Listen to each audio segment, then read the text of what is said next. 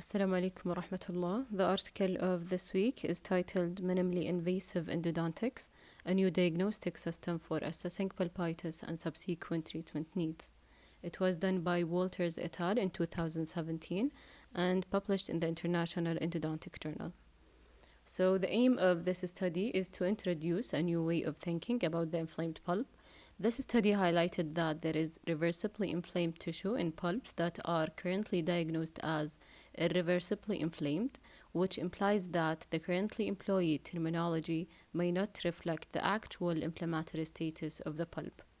Therefore, they propose a new diagnostic system with a new terminology to highlight the healing potential of the pulp.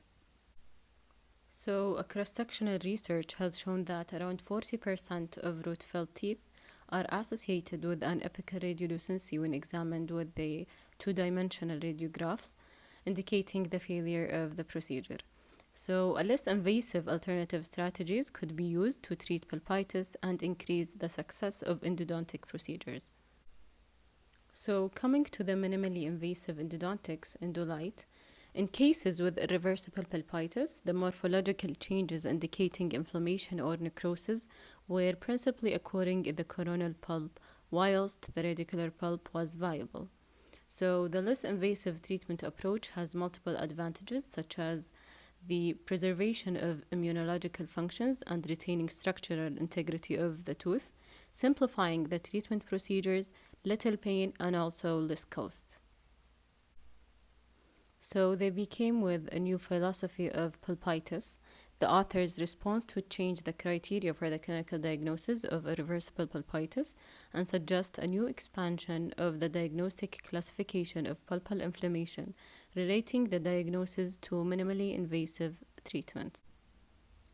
So the first one, which was initial pulpitis, that has heightened but not lengthened response to cold test, not sensitive to percussion, and no spontaneous pain.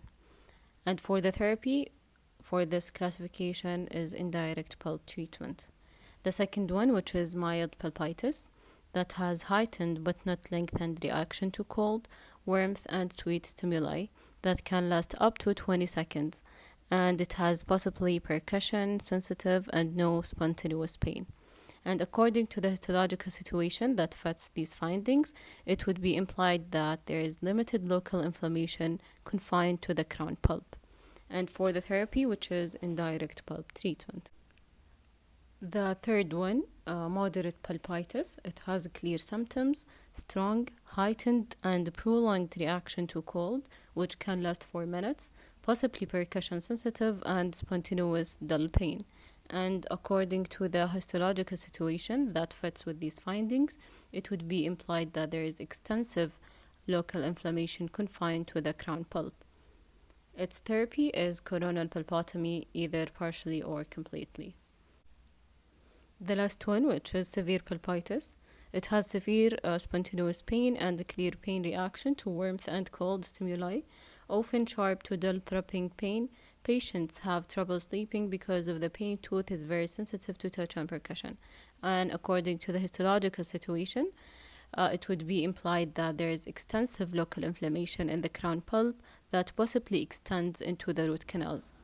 For its therapy, coronal pulpotomy, if there is no prolonged bleeding of pulp stumps in the orifices of the canals, these will be covered with MTA and in mature teeth, followed by restoration. If one or more of the pulp stumps keep bleeding after rinsing with 2 ml of 2% sodium hypochlorite, a superficial pulpotomy can be carried out, whereby more inflamed tissue is removed from the canal up to 3 to 4 millimeter from the radiographic apex. And if bleeding ceases, then the root canal up to the vital pulp tissue is filled with gutta-perca and cedar at this working length.